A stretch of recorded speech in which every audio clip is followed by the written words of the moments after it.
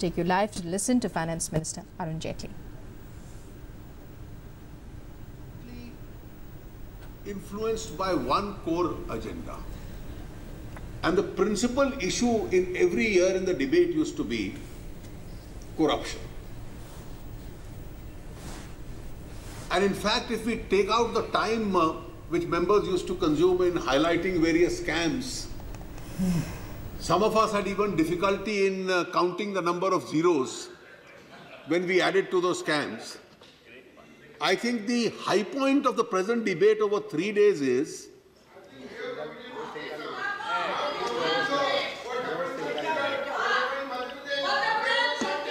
No, please. No, please, please. No. Not allowed. Sit down. By David. Sit down. No. Not allowed. Not allowed. Don't disturb. Sadhu, sit down. Mr. Rangarajan, take your seat. Rangarajan, let him complete. Sit down. Thank you, Mr. Rangarajan. I am extremely grateful. No, please. Sit down. Sir, in the last 3 days, I was waiting for members to speak on this issue. But I found that this was one agenda, fortunately, which is no longer a matter of core concern, because obviously there has been, if not an elimination, a significant decline as far as levels of corruption is concerned. And therefore, understandably, it's not a matter, as Mr. Rangarajan says, of core concern anymore. No, I don't say like that. It is already there. Madhya Pradesh is there. Everything is there. But more important is secularism. Whether we can keep this country united under your leadership. Okay, please. And I think, sir, if members have to struggle to invent an allegation of corruption, it speaks volumes of how the atmosphere and the environment in this country has changed. Let me start by what the Honourable Member said and what some of the members have been referring to. I won't go into detail because a week ago this House had an opportunity to discuss the issue at length. How do we keep this country together? That's the fact that you have mentioned. Sir, we obviously belong to different ideological formulations. And all of us have a right to believe that my own roadmap that I have for this country is the best to keep this country together. I have no doubt in my mind, I said it in the earlier debate also, that almost all groups represented in this House are mainstream political parties who are a part of India's parliamentary democracy. The unity of this country is paramount. And therefore, if we are to keep this country together, then obviously we have to make sure that the space for those who speak in the breakup of this country, itself that space, if not narrowed down, should be really completely eliminated. But in the name of freedom of thought, freedom of expression, I have no hesitation in saying that both my party and the government is absolutely clear that anybody who raises a voice against the sovereignty and integrity of India, we are certainly against them. We will discourage them. We will ask the law to take their own course. And I would urge honourable members that rather than come out with subsequent explanations that we don't agree with them, they should be one in denouncing such activities as we have seen. The honourable member, Mrs. Patil, even last time I said I have always maintained, and therefore you need not assume that my charge is against any particular group. I said in this house that I am one of those who believes that Congress has been a mainstream party, and I was personally very surprised when I saw some statements supporting a fringe, which we saw. The Honourable Member Mrs. Patil just now mentioned that at King's College in London they were asked about Hyderabad or about JNU. I can tell you that you can have people who have concern for some of the activities that happened there, but most people in this country, an overwhelming majority, does not support the idea of eulogizing those who in your state blasted the city of Mumbai in 1993, to organize some events in support of those people who symbolized that destruction, or for that matter, throwing up the idea of breaking this country into pieces. Ultimately, nobody has anything against a particular student who was arrested. But then what we had said in this house, that people have a right of free speech, but people don't have a right of free speech to advocate that I want to advocate the breakup of, as far as the country is concerned. Therefore, where does the threat to unity and integrity of the country come? He didn't say. It is located. It is not replicated. The police has said it is. He did say. Madam, let me remind you of what I have been saying. I expect mainstream political parties like the Congress to be in the forefront of being against these people. So please don't do anything which adds respectability to these people.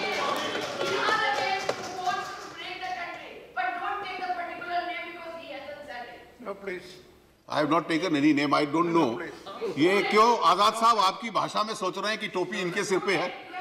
मैंने तो नाम नहीं लिया. मैंने तो उल्टा मैं बार-बार कह रहा हूं कांग्रेस मुख्य धारा की पार्टी है. Madam, let me, sir, leaving this issue apart, several members use these debates to make a number of comments about what is the government's policy and what efforts we are making to bring back black money into the country. No, please. Please, please. कहा गया है तो मैं हिंदी में बोल देता हूं, मुझे कोई इतराज नहीं है. बार बार ये कहा जाता है कि काले धन के विषय को लेकर क्या कदम उठाए जा रहे हैं. Sir, I normally speak in both languages, so for your benefit, I'll बार बार ये विषय उठाया जाता है कि काले धन को लेकर सरकार की नीयत क्या है और नीति क्या है. और ये चर्चा काफी आगे बढ़ी. जब से ये सरकार आई है पिछले 21 महीने में, एक विषय था बड़ा स्पष्ट रूप से कि HSBC के बैंक में जिन भारतीय मूल के लोगों के खाते थे, उनकी एक लिस्ट सरकार के पास आई. आजाद साहब ने कहा उसको सार्वजनिक कर दो. आजाद साहब, उसको सार्वजनिक करने की एक प्रक्रिया है, और प्रक्रिया है कि जब अदालत में चार्जशीट फाइल होती है और उसमें से बहुत अधिक मात्रा में लोग ऐसे हैं जिनकी असेसमेंट प्रोसीडिंग्स कंप्लीट हो चुकी हैं, पूरी हो चुकी हैं, जिनके खिलाफ क्रिमिनल केस कोर्ट में डाल चुके हैं, और जो कोर्ट में डालते हैं वो सब सार्वजनिक हैं, उनके नाम भी छपते हैं. कुछ ऐसे हैं जिनके खिलाफ केस नहीं पड़ा, आने वाले कल में पड़ सकता है. लेकिन अगर उस प्रक्रिया से बाहर जाकर आप सूची सार्वजनिक करते हो, तो अंत में जिन लोगों के नाम उस सूची में हैं, आप उनकी सहायता करते हो. योर एडवाइस इज अ बोना FIDE advice, but it will land the government of India, whether it was headed by the UPA or the NDA, into a trap. Your government of...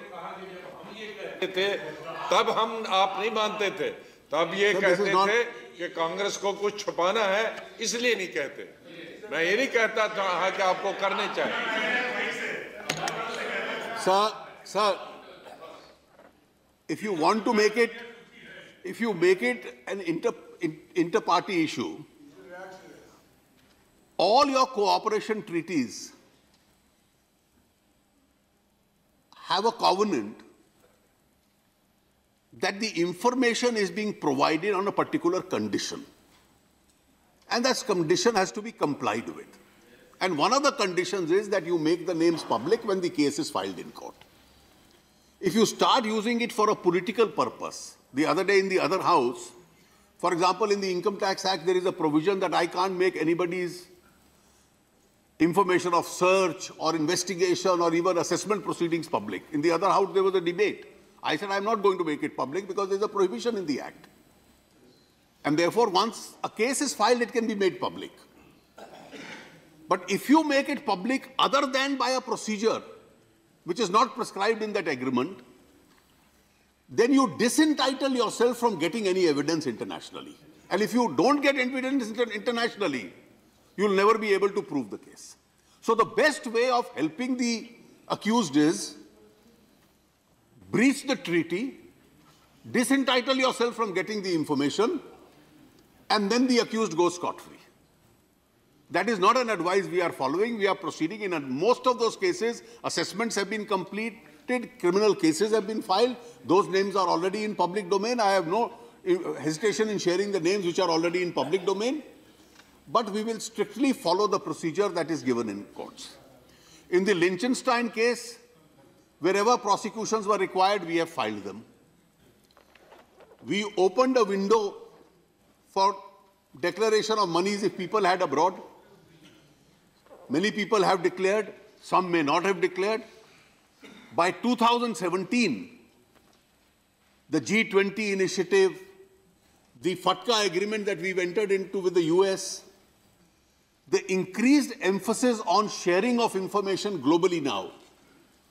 A lot more information is going to come almost by the day. And those who have monies abroad but did not declare them, once their information is known, and in some cases some information is coming to us, investigations are proceeding, and now the penal provisions of a very strict law will be applicable against them. Some comments were made with regard to the income disclosure scheme that we have just announced. Now compare it with what had happened in the past. In the past, you had several schemes, and I can tell you, it is not necessary that all these schemes succeed very well. In a general parlance, लोग बात करते हैं तो कई बार कहते हैं आप declare कर दीजिए और लोग अपने आप डिक्लेयर करेंगे. ऐसा नहीं हुआ. बेरर बॉन्ड स्कीम आई थी 1980 में जब आपकी सरकार बनी, तो पूर्व राष्ट्रपति साहब वेंकटरमन साहब उस वक्त फाइनेंस मिनिस्टर थे. केवल 904 करोड़ रुपए आया था उसमें. 1997 में चिदम्बरम साहब ने स्कीम लाए. वो स्कीम क्या थी? और आपके नेता जब हम लोगों की आलोचना करते हैं कि कई बार याद कर लें कि उस वक्त क्या हुआ. In 1997 you said, please make declarations of undisclosed income by just paying 30% tax, nothing more than that, and declare it at the 1987 value. 97 May, you declare it at the 1987 value. Most of the declarants were minor children and women. लोगों ने अपने बच्चे और पत्नियों के नाम पर capital create करना शुरू कर दिया कि मैंने सोना खरीदा था या मैंने जमीन खरीदी थी 10 साल पहले और 10 साल पुरानी इनकम पे टैक्स दे दिया. The honest taxpayers went to court and said, I paid tax in 1987. So if you add the interest factor, I as an honest taxpayer have paid much more. And now to this man in 97, you are giving the facility of paying tax on the income of 87 and only tax and nothing else. Somehow that decision was averted. The effect of that scheme was that the very next year, India normally has 10 to 15% tax buoyancy every year. हर साल जो tax collect होता है पिछले साल की तुलना में 10-15% बढ़ता है. तो 97 स्कीम के बाद अगले साल बढ़ा ही नहीं. ये उसका दूसरा परिणाम था. ये सब सोचने के बाद, what is it that we have done to make people? We have said, if you have any income which has escaped assessment, declare it today. Over and above your tax, as of the value today, so no backdated value, as of the market value today, pay the tax plus 50% penalty. So it's not an amnesty scheme. जिसमें 50% penalty है, वो amnesty scheme नहीं है. Similarly, we have other schemes for people whose appeals are pending, etc. I am not going into the detail. Budget discussion जब होगी तो उसमें जाएंगे. So when you make comments about the steps that we are taking from foreign black money to domestic black money to filing prosecutions and assessments, please honestly compare your own track record in this regard. Secondly, sir, a lot has been spoken. We'll have a detailed discussion as far as the economy is concerned. This is a period where we need cooperation of all political groups. We are in the midst of a situation where we are fighting a serious global crisis. The global economy is shrinking. विश्व की पूरी अर्थव्यवस्था छोटी होती जा रही है. Global trade छोटा होता जा रहा है. आप एक एक देश में जाकर जब बात करते हैं तो जो हमारे साथ कंपीट करते थे, और आप लोग सरकार में हमसे ज्यादा लंबा रहे हो, आप जब सत्ता में थे, और मैं केवल आपको दोष दूं ये नहीं, पूरी विश्व की स्थिति भी बिगड़ रही थी. मैं लेख पढ़ा करता था कि ब्रिक्स में से जो आई है वो बाहर निकल जाएगा. It's the weak link. Today they say you are the bright spot.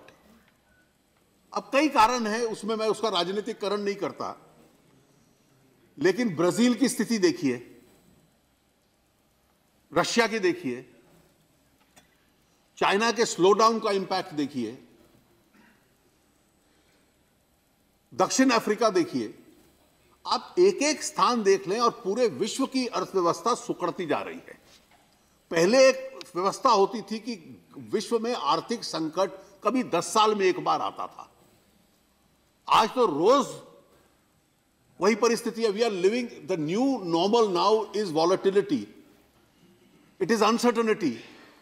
And therefore you need to create firewalls around India by which our own domestic systems are such that we can serve the people and save our economy to the maximum that we have from this global adversity.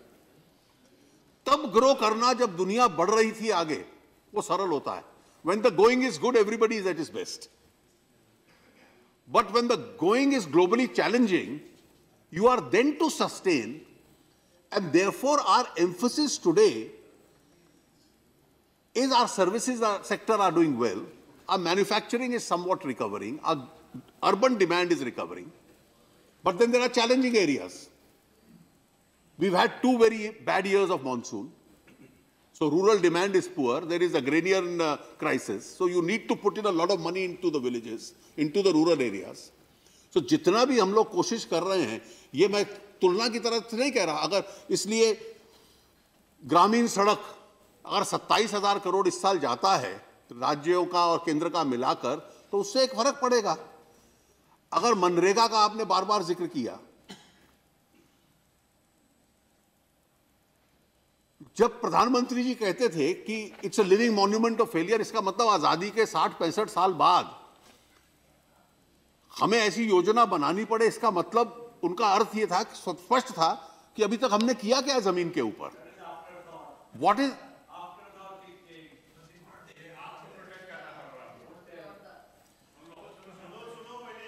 कि after 60 years, if we have to conceive such schemes, it's a reflection of what we have done in the last 60 years.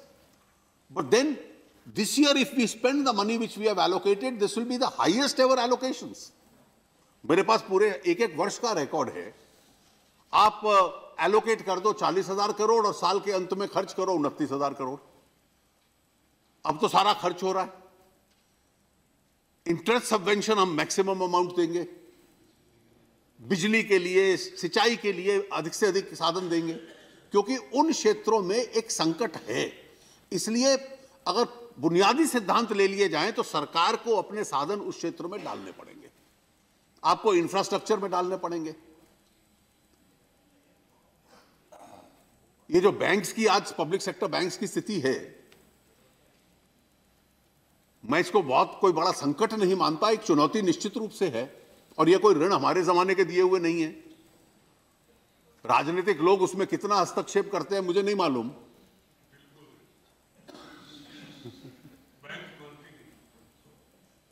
लेकिन परिस्थिति यह है कि कितने sector हैं, कितने वर्षों से ये संकट क्या है. स्टील का संकट यह है, और सच में अर्थव्यवस्था की स्थिति है. स्टील का संकट यह है कि चाइना से सस्ता स्टील देश में आ रहा है, और इसलिए हमारी स्टील मिलों का स्टील कम बिक रहा है. स्टील मिलें संकट में चली गई हैं.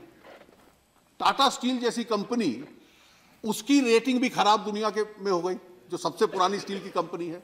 सेल की रेटिंग खराब हो रही है, और लगभग सभी स्टील मिलें घाटे में हैं. जब घाटे में है तो बैंक का पैसा नहीं लौटा सकती. अब पिछले 5-7 सालों में क्या किया. अब पिछले कुछ महीनों में हमारी सरकार ने ड्यूटीज बढ़ाई, जो चाइना से सामान आ रहा था उस पर कार्रवाई की, import action, minimum import price रखा. और कल जो हुआ कि जो देश कहते थे कि India should not be protectionist, उन्होंने 260% से ज्यादा ड्यूटी लगा दी अमेरिका ने चाइनीज स्टील पे. क्योंकि इस स्टील का जो इन्वेजन है, आकर हमारी स्थानीय मिलें एकदम बंद हो जाएं और वो मिलें बैंकों का पैसा ना दे पाएं, जिससे बैंक के एनपीए बढ़ जाएं. लेकिन ये काम 21 महीने पहले भी हो सकता था. स्टील का संकट तो पहले से था. स्टील एक सेक्टर था. पावर,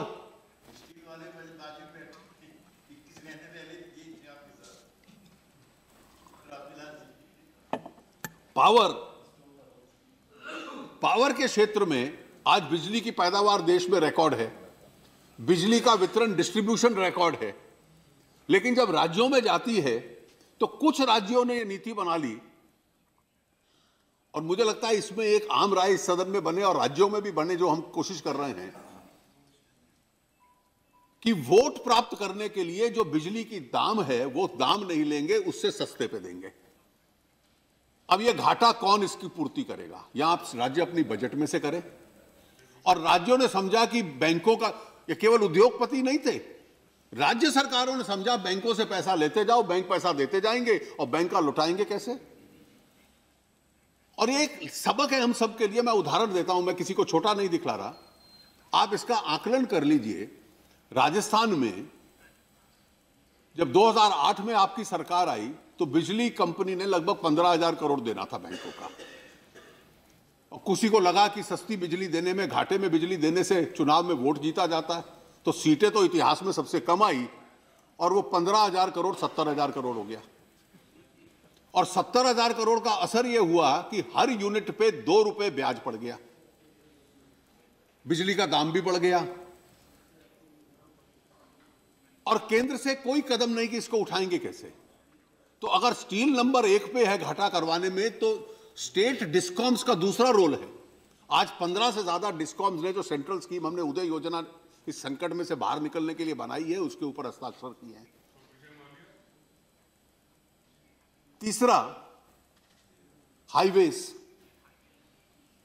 अब जितने भी हाईवेज और इंफ्रास्ट्रक्चर प्रोजेक्ट्स तब चलेंगे, उनको कौन बनाएगा? सरकार तो नहीं बनाती, हम आगे कॉन्ट्रैक्टर्स को देते हैं, प्राइवेट पार्टीज को देते हैं. हर एक पहले 17 टेंडर जो इस सरकार ने दिए हाईवे सेक्टर की यह स्थिति छोड़कर आप लोग गए थे कि पहले 17 टेंडर्स का जवाब देने के लिए not a single response came. A booming sector was virtually killed. This is how you are managing it. And therefore in last years budget I started putting a lot of money. अब आप कहते हैं बड़ा simple तर्क है. I think the most dangerous calculations are only back of the envelope calculations. Your leaders also say this. अब तेल का दाम घटा. What effect did the reduction of the oil price have? वो तेल का दाम जब घटा तो उसका एक लाभ हुआ कि जो लोग पैदावार करते थे उन देशों को थोड़ा नुकसान हुआ और जो लोग उसका इस्तेमाल करते थे उनको थोड़ा लाभ हुआ क्योंकि सस्ता तेल मिलने लगा. अब उस सस्ते तेल के बीच में जो दाम का अंतर था हम लोगों ने क्या किया? ये 3 हिस्सों में गया. इसका सबसे बड़ा हिस्सा जो था, मैं अकाउंट्स दे सकता हूं, वो कंज्यूमर को गया. कंज्यूमर के बाद एक छोटा सा हिस्सा ऑयल कंपनीज को भी गया. ये मार्केटिंग कंपनीज देश की जनता की हैं और क्योंकि ये फ्यूचर परचेजेस करती थी, इन्होंने $80 में खरीदा, जब तक बेच रहे थे तो उसका दाम $60 हो गया. तो एक स्टेज पे 30,000 करोड़ रुपया ऑयल कंपनीज का लॉस हो गया इस रिडक्शन से. थोड़ा सा उन्होंने अपने उस घाटे को पूरा किया. They are public companies, they have shareholders, government is a shareholder, private shareholders are there. और जो तीसरा हिस्सा था हमने उसको इंफ्रास्ट्रक्चर सेस या एक्साइज के रूप में लिया और इंफ्रास्ट्रक्चर में डाल दिया. अब किसी ने समझा दिया आपके नेताओं को कि एक लिफाफे के पीछे गणित कर लो, और बिना समझे हुए जो आदमी तेल खरीदता है और कार चलाता है वो सड़क पे चलाता है. तो ग्रामीण सड़क योजना के लिए भी उसमें से अगर पैसा चला गया, नेशनल हाईवे दोबारा जो एकदम पैरालाइज हो गए थे उनको पुनः स्थापित करने के लिए चला गया. रेलवे जिसमें एक तरह से इंफ्रास्ट्रक्चर इन्वेस्टमेंट समाप्त हो चुका था उसमें चला गया. तो इस आर्थिक योजना में क्या गलती है? ये भी तो जितने एसेट्स हैं ये देश की जनता के हैं.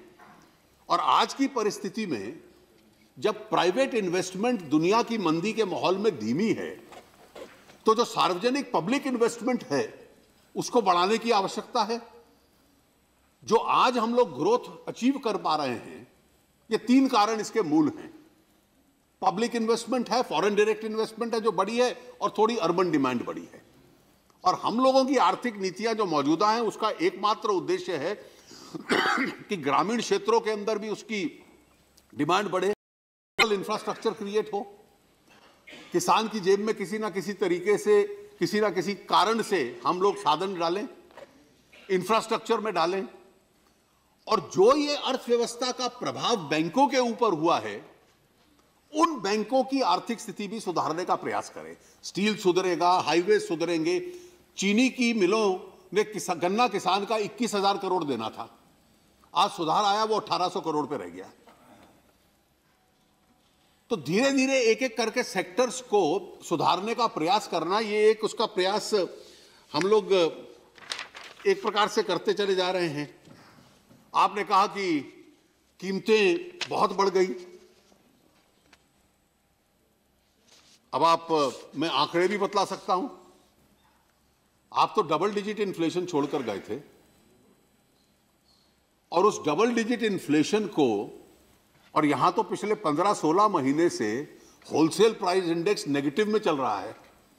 हमारे सामने एक बड़ी चुनौती है कि जब होलसेल प्राइस इंडेक्स नेगेटिव में चला जाता है, कंज्यूमर प्राइस इंडेक्स थोड़ा पॉजिटिव में है,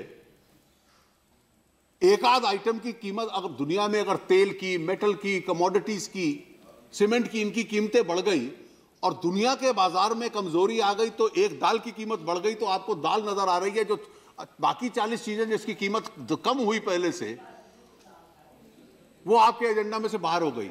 आज आप ग्लोबली इंटीग्रेटेड हो. वर्ल्ड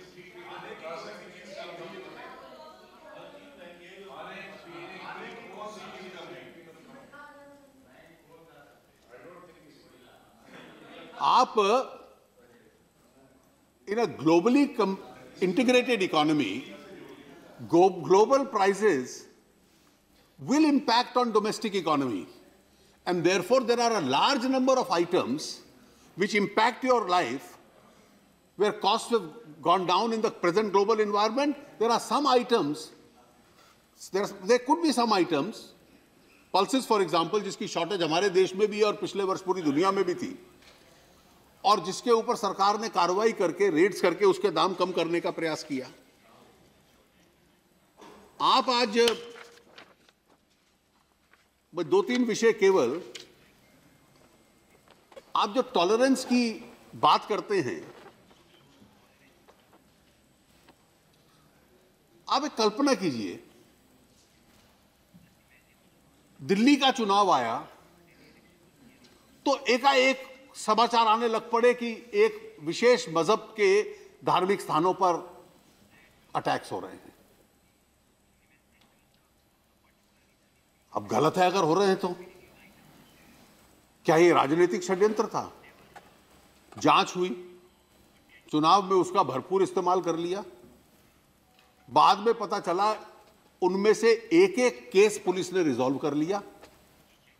कहीं किसी ने शराब पीकर बदमाश लड़कों ने बोतल मार दी थी, कहीं कहीं थेफ्ट हुआ था, और पूरे देश में नहीं दुनिया में उसको जैसे बड़ा राजनीतिक अत्याचार हो रहा है इस प्रकार की एक छवि देने लग पड़े। उसमें से एक भी मामला, और जहां जहां कोई लोग शरारत कर रहे थे, कोई राजनीतिक व्यक्ति भी था किसी राज्य में, तो एक केस ऐसा नहीं था जो अनरिजॉल्व था। पश्चिम बंगाल में हुआ, वेस्ट बंगाल में there was a case where a nun was assaulted, and then you had somebody from Bangladesh who was arrested in the process. So this happens in the states, और उसको एक राजनीतिक कलर दे देना। अब टॉलरेंस पे अगर आपको डिबेट करनी है तो मैं तो पूरा इतिहास पढ़ता हूं। एक किसी एजुकेशनल इंस्टीट्यूशन में एक चेयरमैन कौन होगा, हमने किसी कोर्स में, किसी नियुक्ति में, किसी अपॉइंटमेंट में, किसी में हस्तक्षेप नहीं किया, लेकिन चेयरमैन कौन होगा ये इंटॉलरेंस की डिबेट है। This is the best example you can find. अरे आपका तो मैं ट्रैक रिकॉर्ड पढ़ रहा था, पुस्तक भी मेरे पास है। एक वक्त था कि अगर आपके युवक कांग्रेस के कार्यक्रम में कोई गायक गाना गाने नहीं आया तो उसको ऑल इंडिया रेडियो से डिबार कर दिया था।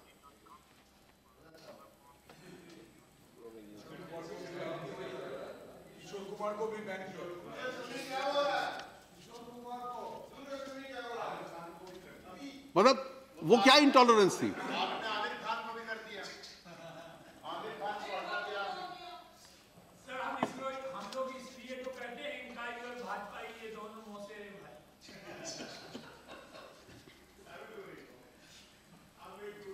आजकल जिसका जिक्र आता है बहुत केस का, मैं उसके तथ्यों में नहीं जाऊंगा।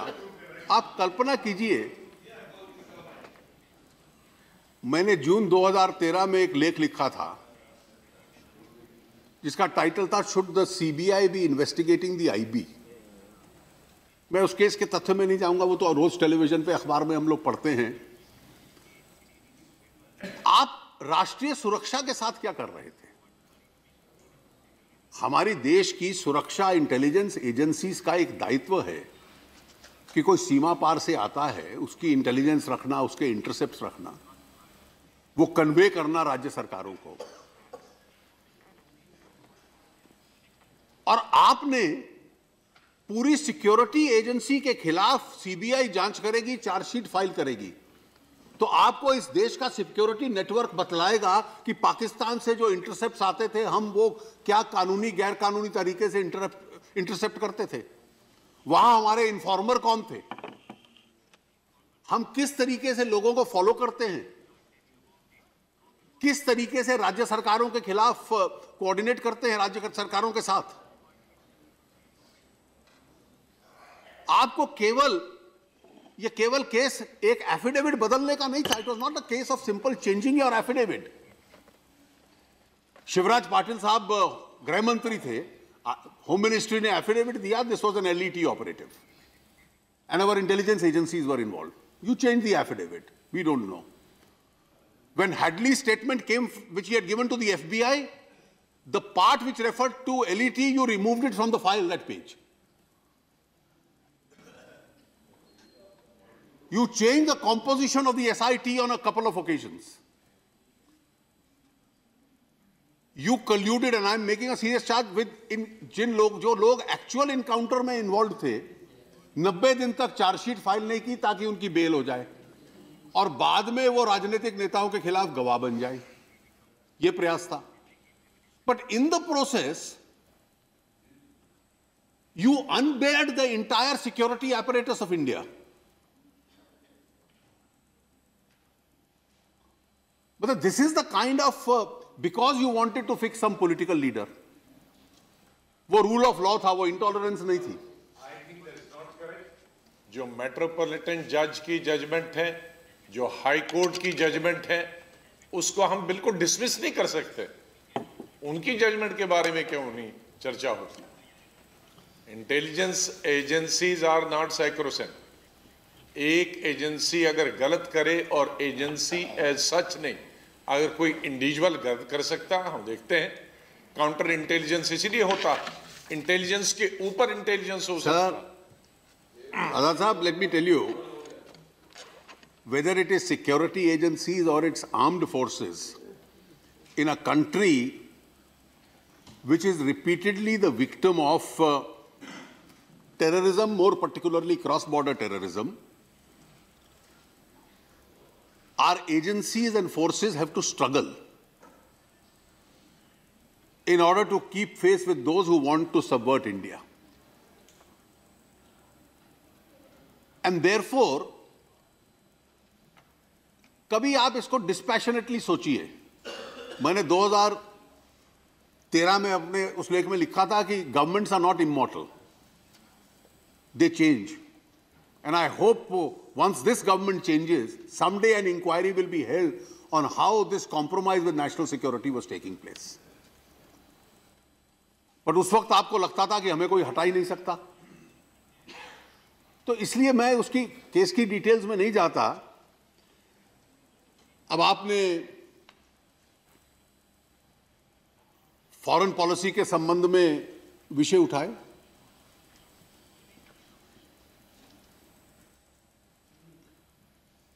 आप एक बार कल्पना कीजिए कि 26/11 के बाद क्या परिस्थिति थी. 26/11 के बाद आप वो सरकार थी जिसने कॉमनवेल्थ कॉन्फ्रेंस के बाद, हरारे में कॉमनवेल्थ सम्मेलन के बाद ये जॉइंट वक्तव्य दे दिया कि even Pakistan is a victim of terror. शर्म अल शेख का समझौता कर लिया जिसमें वाजपेयी जी का जनवरी 2004 का समझौता था कि बातचीत तब होगी when land is not used for terrorist activities against India. और 2004 के उस समझौते को रद्द करके शर्म अल शेख का संयुक्त बयान दे दिया जो इस सदन में चर्चा हुई कि आतंक रुके ना रुके, बातचीत चलती रहनी चाहिए. और अब आप कहते हैं कि this government is undoing the good work we had done on Pakistan. We are compelling Pakistan for the first time to own up that an attack in India is taking place from their soil. This has never happened earlier.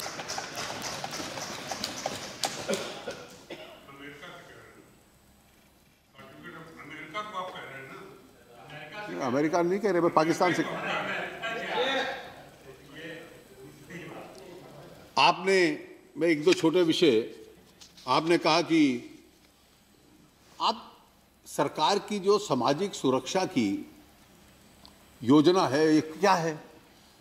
पहला कदम था कि इस देश के लोग बैंकों के साथ जुड़े. आपने कह दिया कि मध्य प्रदेश का, मैंने एक लेख पढ़ा है, मैंने 19 जिलों के आंकड़े मंगवाए मध्य प्रदेश के. मध्य प्रदेश का आपने उदाहरण दिया जनधन योजना का. प्रदेश में, मैं डेसिमल छोड़ रहा हूं, 153 लाख परिवार हैं. 104 कवर्ड थे बैंक अकाउंट से. 49 अब जनधन में कवर हुए। आपने भोपाल जिले का कहा, भोपाल जिले में 4,90,000 परिवार हैं, 3,75,000 कवर्ड थे और 1,15,000 जनधन में कवर हुए। बैतूल में 3,26,000 परिवार हैं, 2,68,000 कवर्ड थे, बकाया 58,000 अब कवर हुए। आंकड़े बिल्कुल स्पष्ट हैं। अब डीबीटी के माध्यम से उन खातों के अंदर पैसा जाए, उसके बाद देश में अधिक से अधिक गरीब परिवारों का बीमा हो, जीवन का हो, एक्सीडेंट का हो। और अब आपने उस दिन भी कहा, आज भी येचुरी जी ने कहा कि why should government rely on money bill? If a bill is a money bill, then it will be a money bill. It will follow the procedure of a money bill. If it's not a money bill, then it will follow the procedure of the normal bill. So what is so unusual? The Constitution, Article 110 provides for a money bill. So any bill which imposes a taxation, and that's the core issue in that bill, will be a money bill. Any bill which only deals with expenditure from the Consolidated Fund of India will be a money bill. And it's for the Speaker to certify, oh, if there is a money bill, it is a threat to democracy. I think Indian democracy is not so fragile that every day we will see that every decision of the government becomes a threat as far as democracy is concerned. All I am urging is that this is a time where we don't need an obstructive environment in the country. And therefore, everyone, including my own friends, we have to, on some issues, particularly which retain to fighting poverty, economic growth of the country, maintaining the unity and integrity, as he says, on some of these basic issues, I think our approach will have to be to work together.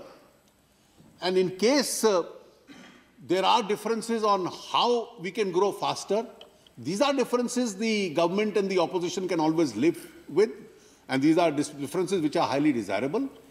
And I think, sir, this is the spirit in which this government wants to function. And with these few words, I support and commend to this House that the presidential speech be accepted after the Prime Minister's reply. Okay, thank you, Honorable Finance Minister. Now, discussion is over. The reply will be tomorrow by the Honorable Prime Minister. Hope to be at 2 p.m. Hope to be. Yeah. Now, we have already taken up the Bureau of Indian Standards Bill. Honorable Minister has introduced, moved the motion for consideration. Now, those who want to speak. Sri M. Sudarsana Chepan.